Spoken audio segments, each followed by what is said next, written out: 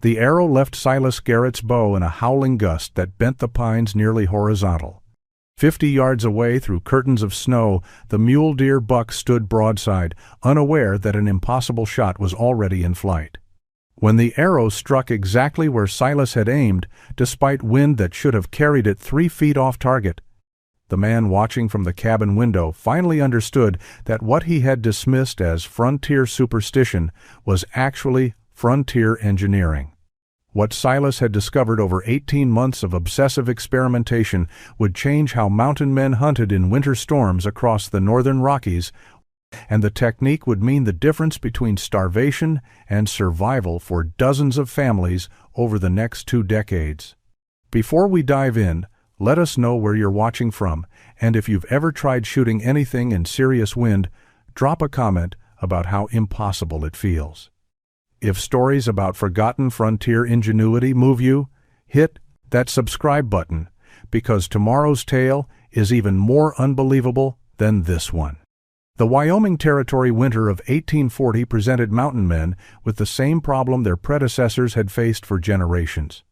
When storms rolled through the high country and temperatures dropped below zero, rifles became unreliable. Black powder absorbed moisture from snow and fog, creating misfires that left hunters staring at game they couldn't kill.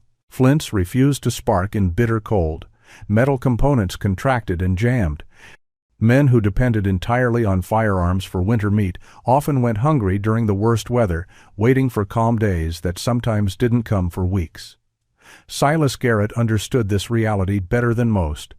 He had spent 4 winters trapping beaver in the mountains east of the Continental Divide, working territory along the tributaries that fed the North Platte River.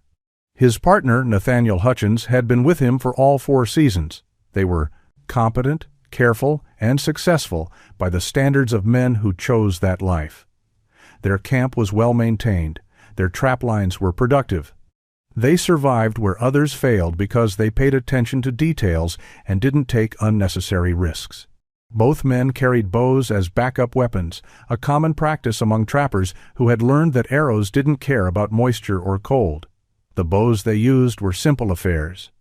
Single pieces of seasoned wood, usually ash or hickory, shaped with a draw knife until they bent smoothly under tension.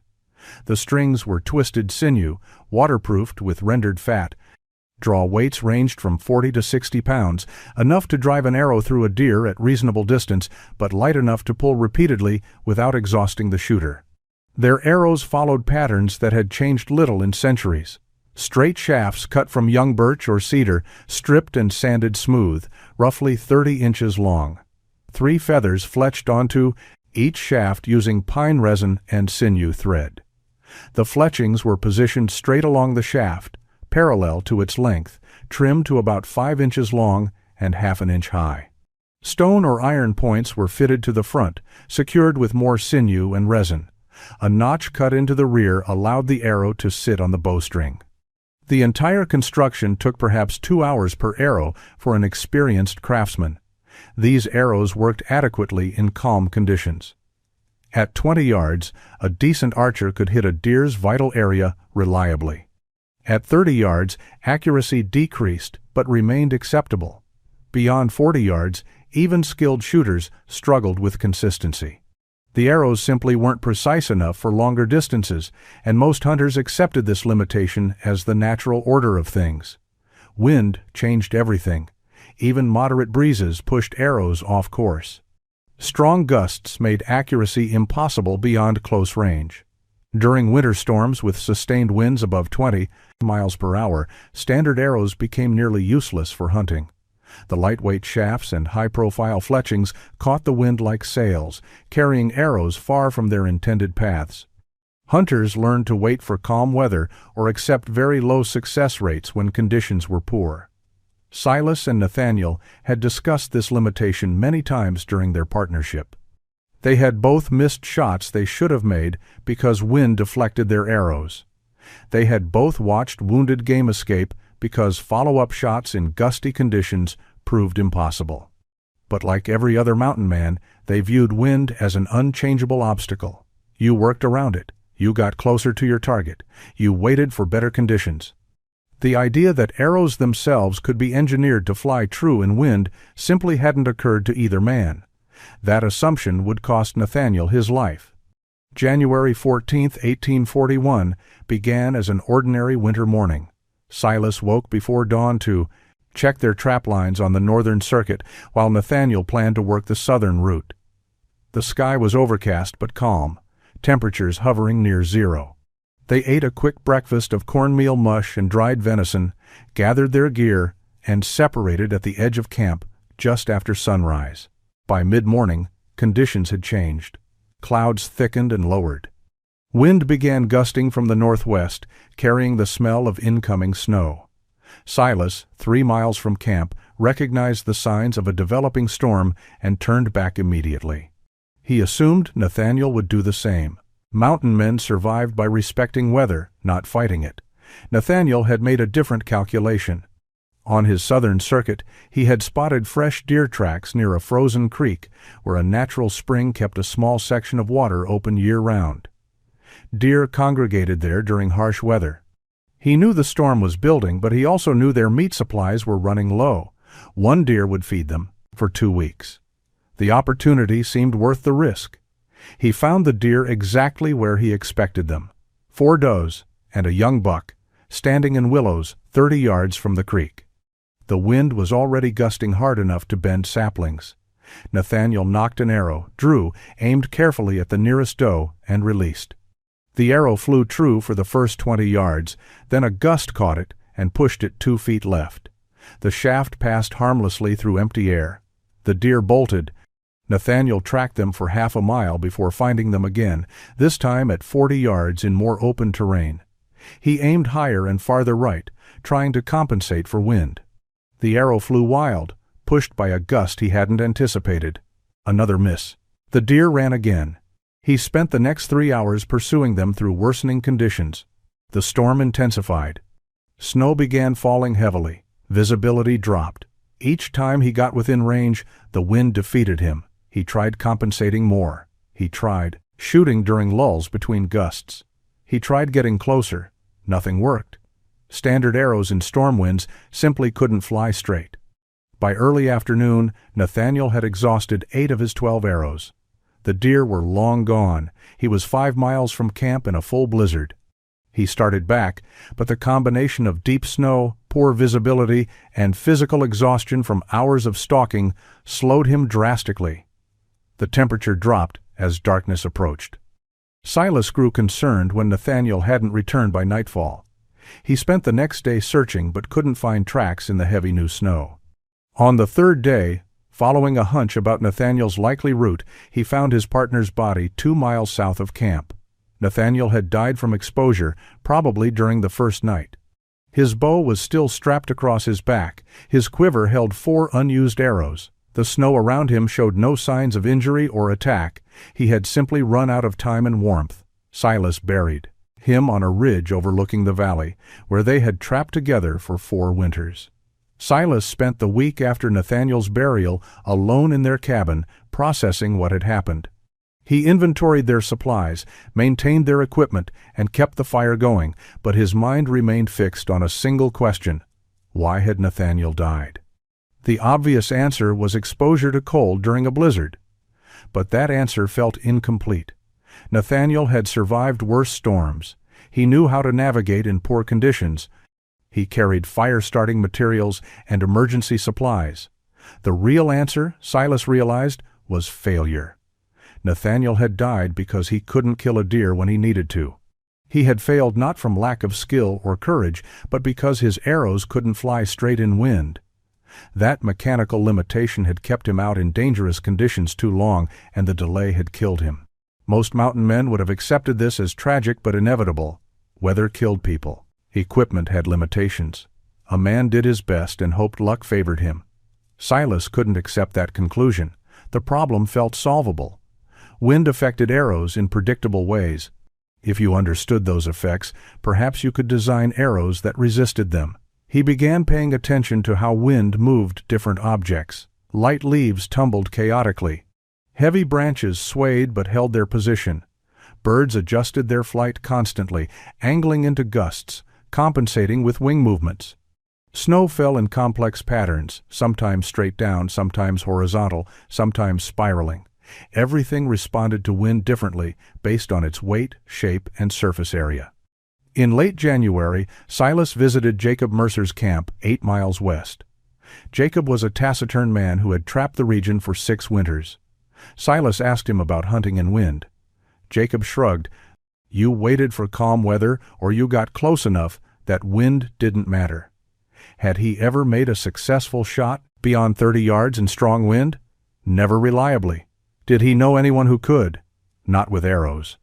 Rifles could punch through wind better because bullets were heavier and faster, but even rifles lost accuracy in storms. In early February, Silas traveled to Daniel Croft's camp 12 miles north. Daniel was older, more experienced, and more talkative than Jacob. He had spent 15 years in the mountains and had strong opinions about equipment. Silas asked similar questions. Daniel's answers matched Jacob's. Wind was an unsolvable problem for archery. You accepted the limitation and adjusted your hunting strategy accordingly. Some years, when storms persisted through winter, you went hungry. That was mountain life. Silas visited one more camp before the month ended.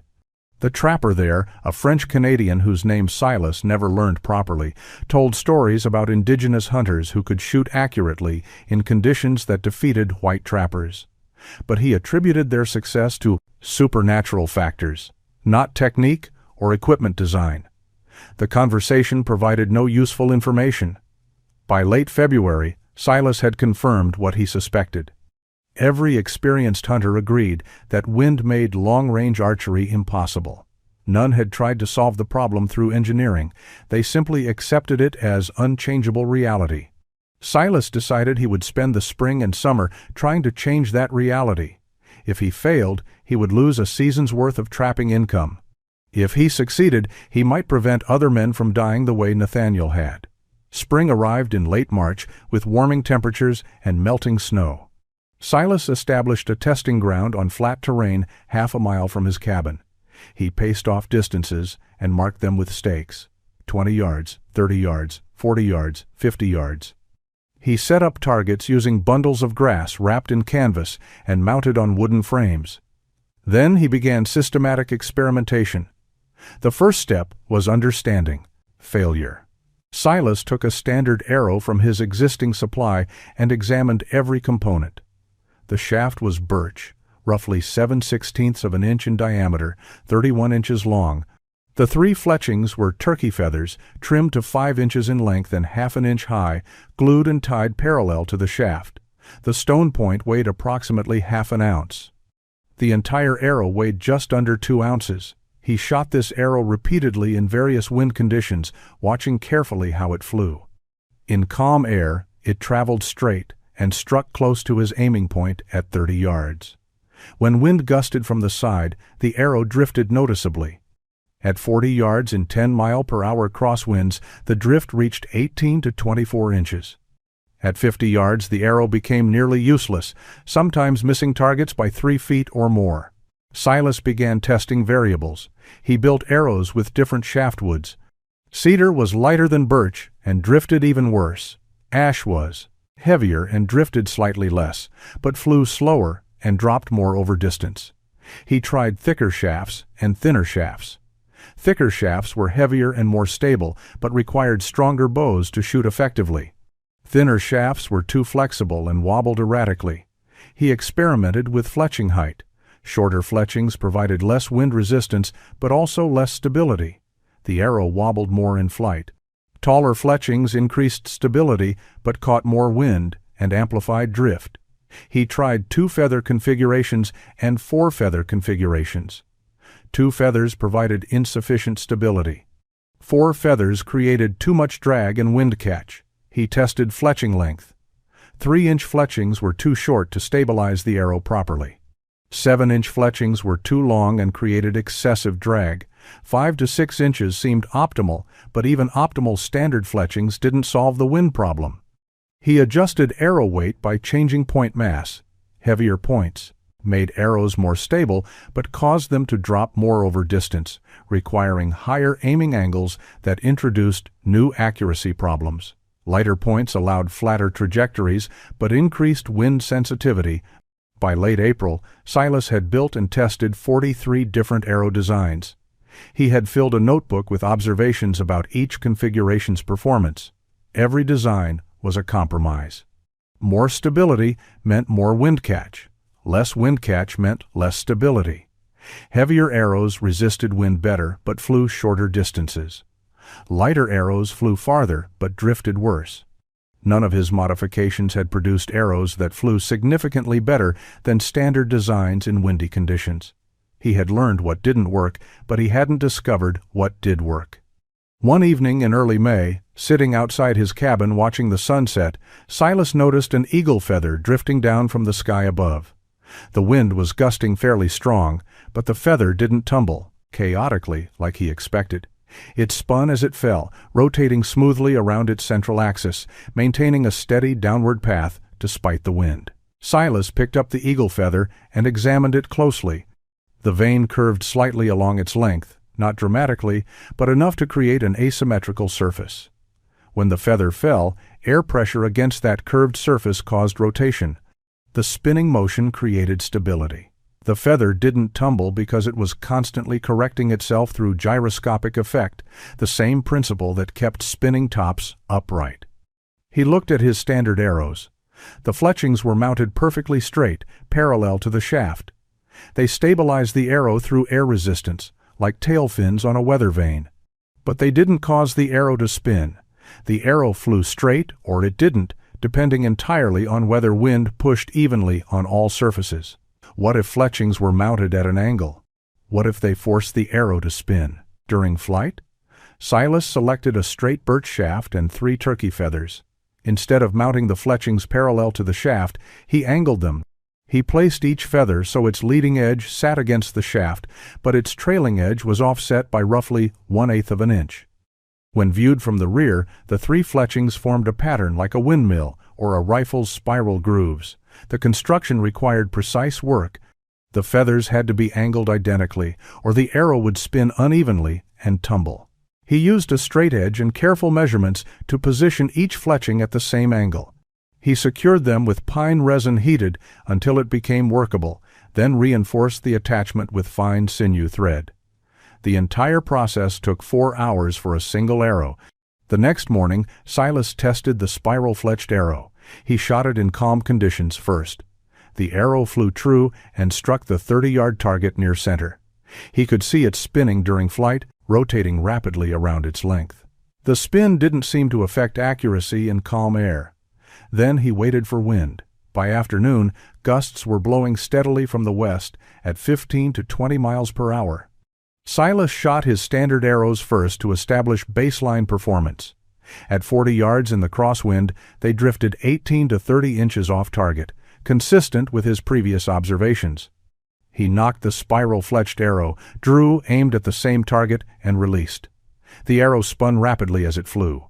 The wind pushed against it, but instead of drifting steadily off course like standard arrows, it maintained its trajectory. The spin kept it oriented properly. When wind pushed from one side, the rotation brought different arrow surfaces into the airflow, distributing the force evenly rather than allowing cumulative drift. The arrow struck 6 inches left of center. In conditions that pushed standard arrows more than 2 feet off target, the spiral-fletched design had drifted only 6 inches. Silas stood motionless for several seconds, processing what he had just witnessed. The principle worked. Spin stabilization dramatically reduced wind drift. The effect wasn't complete elimination of wind influence, but it was revolutionary improvement over standard designs. He spent the next 2 weeks building 11 more spiral-fletched arrows, measuring and angling each fletching with obsessive precision. Every arrow had to be identical, or the system wouldn't work reliably.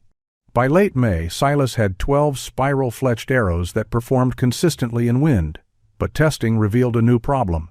His existing bow didn't optimize the arrow's potential. The bow he had used for 4 years was adequate for standard arrows, but the spiral-fletched design required different energy transfer characteristics to achieve maximum stability.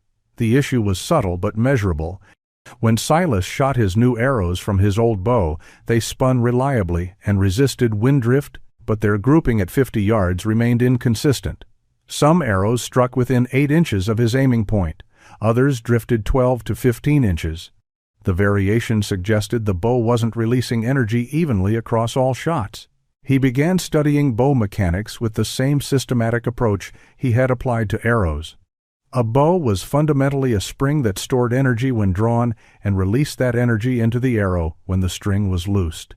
The efficiency of energy transfer depended on multiple factors: the wood's flexibility and strength, the bow's length and curve, the balance between upper and lower limbs, the weight of the draw relative to arrow mass. Silas's current bow was ash, 62 inches long, with a draw weight of approximately 55 pounds. It had served him well for years, but it hadn't been built with precision. The upper limb was slightly stiffer than the lower limb, creating uneven energy release. The tillering, the process of shaping limbs to bend symmetrically, was adequate but not perfect. He decided to build a new bow specifically matched to his spiral arrows. The first attempt used hickory, a dense wood known for strength and elasticity. He shaped it carefully, spending 3 days with draw knife and scraper, checking the curve constantly. The result was beautiful, but when he tested it in cold water to simulate winter temperatures, the wood developed small stress cracks. Hickory performed well in moderate temperatures, but became brittle in extreme cold. The second attempt used Osage orange, a wood prized by some indigenous bowayers for its combination of strength, flexibility, and durability. Silas had acquired a piece of seasoned Osage orange from a trader 2 years earlier. The wood was dense, golden orange in color, and notoriously difficult to work. He spent 5 days shaping it, removing material gradually, testing the bend repeatedly. The finished bow was 64 inches long, with a draw weight of 58 pounds. The tillering was nearly perfect. Both limbs bent in smooth, even arcs. The string, made from twisted sinew and waterproofed with beeswax, sat centered when the bow was braced. Silas carved a slight shelf into the grip area where the arrow would rest, ensuring consistent arrow position for every shot. Testing revealed dramatic improvement. The Osage orange bow released energy more efficiently and consistently than his old ash bow. When combined with spiral-fletched arrows, the system produced 50-yard groupings that clustered within 6 to 8 inches, even in moderate wind. In calm conditions, all 12 arrows could be placed within a circle the size of a dinner plate at 50 yards. Silas now had both components of a solution: engineered arrows that resisted wind, drift through spin stabilization, a precision bow that delivered consistent energy to those arrows. September 1841 brought Silas back to civilization for the first time since Nathaniel's death.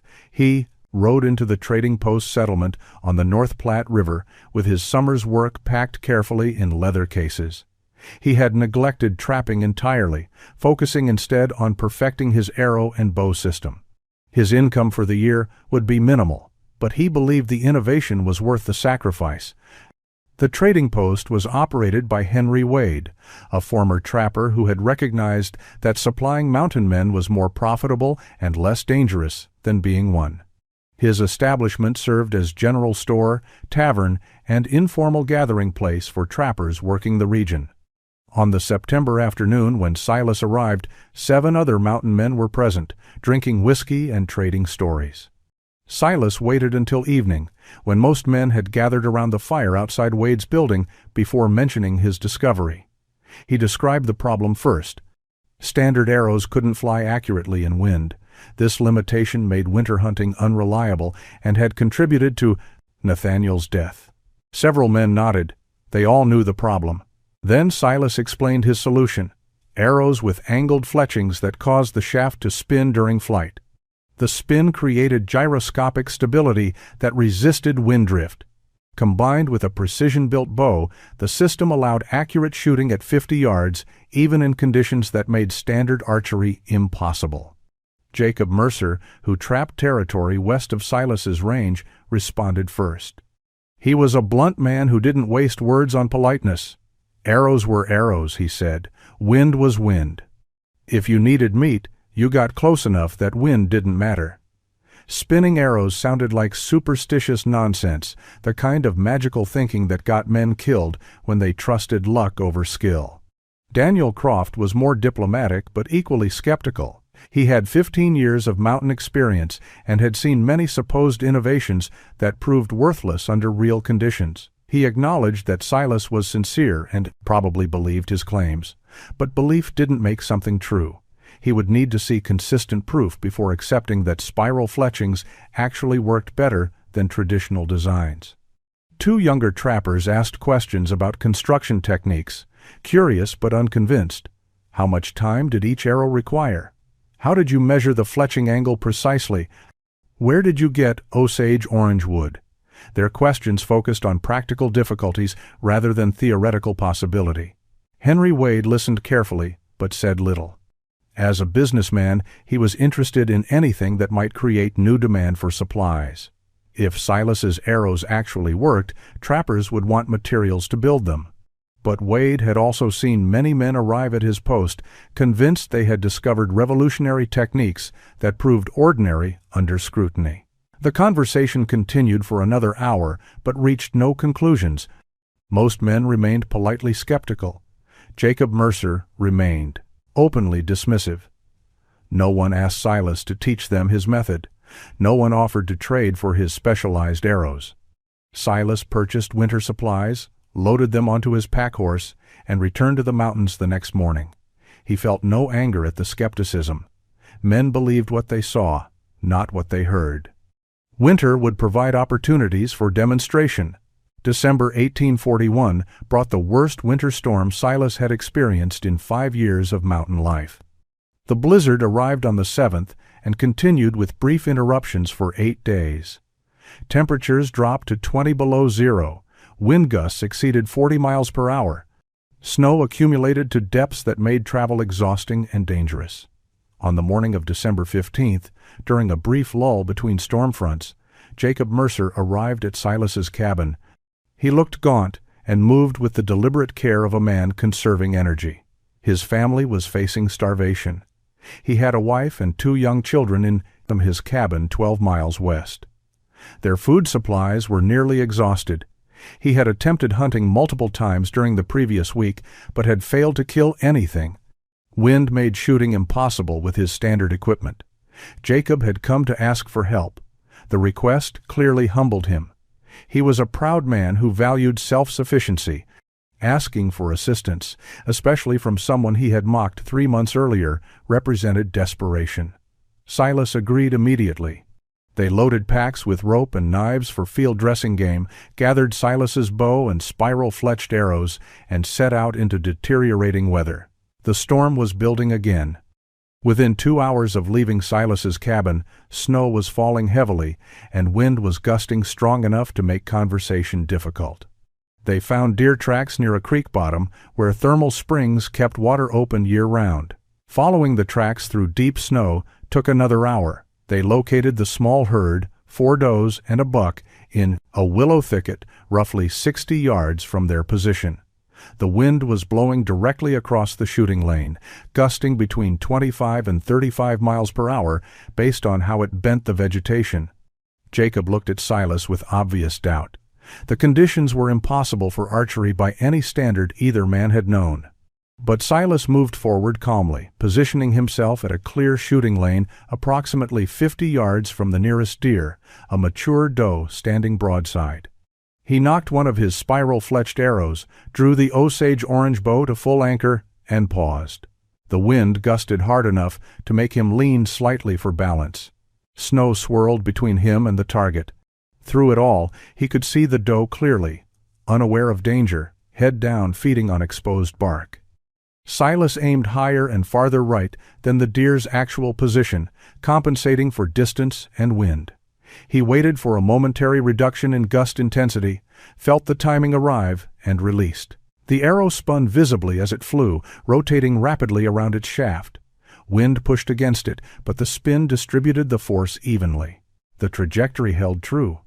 The arrow struck the doe precisely behind the shoulder, penetrating both lungs. The animal ran 20 yards and collapsed. The other deer scattered into heavy timber. Jacob stood motionless, staring at where the doe had fallen. Then he turned to Silas and said 3 words that would change how mountain men hunted across the northern Rockies for the next 2 decades. "Teach me that." Silas and Jacob spent the rest of that day processing the deer and hauling meat back to Jacob's cabin. Jacob's wife, Margaret, wept when she saw the venison. The children, a boy of 6 and a girl of 4, stared at the meat with hunger that made Silas uncomfortable. Jacob's family had been closer to disaster than Silas had realized. Over the next 3 days, while storms continued to batter the mountains, Silas stayed at Jacob's cabin and taught him the complete system. He explained the physics of spin stabilization, demonstrating with a wooden spindle how rotation created directional stability. He showed Jacob how to measure and mark fletching angles precisely, using a straight edge and careful observation to ensure all 3 feathers were positioned identically. He described wood selection for both arrows and bows, explaining why certain species performed better in extreme cold. Jacob was an attentive student. He asked detailed questions about construction techniques and took notes using charcoal on scraped bark. By the time Silas returned to his own cabin, Jacob understood the principles well enough to begin building his own spiral-fletched arrows. Word spread quickly through the scattered trapping community. When Jacob visited Henry Wade's trading post in January 1842, he told the story of the December hunt. Other trappers listened with new interest. The man who had mocked Silas's innovation 3 months earlier was now its most credible advocate. If Jacob Mercer said spiral-fletched arrows worked, men believed him. Spring brought visitors to Silas's cabin. 3 trappers arrived in April, asking to learn the technique. Silas taught them freely, spending days demonstrating construction methods and explaining the physics behind the innovation. In May, 2 more trappers came. In June, Daniel Croft arrived, apologizing for his earlier skepticism and requesting detailed instruction. Daniel was an experienced craftsman and a quick learner. Within 2 weeks, he had built a matched set of arrows and a precision bow. His testing confirmed everything Silas had claimed. Daniel returned to his territory and shared the knowledge with trappers in his region. The technique spread organically, passed from man to man through demonstration and teaching. By winter 1842, at least 15 trappers were using spiral-fletched arrows. Henry Wade began stocking supplies specifically for their Fime-Ses-Bring construction. Turkey feathers, which had always been available, now sold in larger quantities. Osage orange wood, previously a specialty item, became a regular stock item. Wade even began selling pre-cut arrow shafts to exact specifications, saving builders time and ensuring consistency. The innovation acquired several names. Some men called them Garrett arrows after Silas. Others referred to spiral fletch or storm arrows. A few trappers who had learned the technique from indigenous peoples noted that some tribes had used similar designs for generations, though their specific construction methods differed from Silas's approach. Winter 1842 through spring 1843 brought validation through survival. Multiple families endured harsh conditions successfully because reliable winter hunting was now possible. Men who previously would have faced starvation during extended storms could hunt effectively, even in conditions that had once made archery useless. Henry Wade estimated that the innovation saved at least 8 lives that winter through improved food security. Silas continued trapping through 1847, working the same territory where he and Nathaniel had partnered years earlier. The innovation that had emerged from tragedy became simply part of his routine. He hunted with spiral-fletched arrows in all conditions and taught the technique to anyone who asked. He never attempted to profit from the discovery or claim exclusive knowledge. The mountains had nearly killed him. The system he developed had allowed him to survive. Sharing it seemed natural. In 1848, at age 42, Silas left the mountains permanently. He had saved money during his trapping years and purchased a small homestead in western Wyoming Territory near the Oregon Trail. He married Margaret Hanson, a widow traveling west with a wagon train, and they established a modest ranch raising horses for immigrants heading to Oregon and California. Silas rarely spoke about his years as a mountain man. To his wife and the children they raised, he was simply a rancher who had once trapped beaver. His innovation lived on without him, spreading through communities of hunters, trappers, and eventually settlers who moved into the mountain regions during the 1850s. The technique evolved as others adapted it. Some hunters modified the fletching angle, creating faster or slower spin rates for different purposes. Some experimented with four-feather designs that produced more aggressive rotation. A few innovative bowyers developed asymmetric limb designs that complemented spiral-fletched arrows even better than Silas's original symmetrical bows. The core principle remained constant, but the implementation diversified. During the 1850s and 60s, abandoned mountain man camps throughout the Rockies contained arrows with spiral fletching. Settlers discovering these camps recognized the superior construction and often adopted the technique themselves. Some arrows ended up in personal collections. A few made their way to museums as examples of frontier craftsmanship. Historical research later revealed that spin-stabilized arrows were not a new invention. Various cultures had discovered the principle independently across centuries. Some indigenous peoples in North America used spiral fletching long before European contact. Asian bowyers had employed similar techniques for different purposes. What Silas had done was not invent something entirely new, but rather rediscover ancient wisdom and adapt it specifically for frontier conditions and materials. Silas Garrett died in 1869 at age 63. He was buried in a small cemetery outside his ranch property, his grave marked with a simple stone bearing his name and dates. The stone made no mention of arrows or innovation or lives saved through better engineering. But in the mountains where he had lived and nearly died, his legacy persisted in physical form. Cabins, built by later settlers, contained bundles of spiral-fletched arrows stored in corners. Journals kept by trappers and hunters included references to storm arrows or Garrett-style fletching. Trading post ledgers showed purchases of materials specifically for spiral-fletched construction continuing into the 1870s. The impossible had become routine.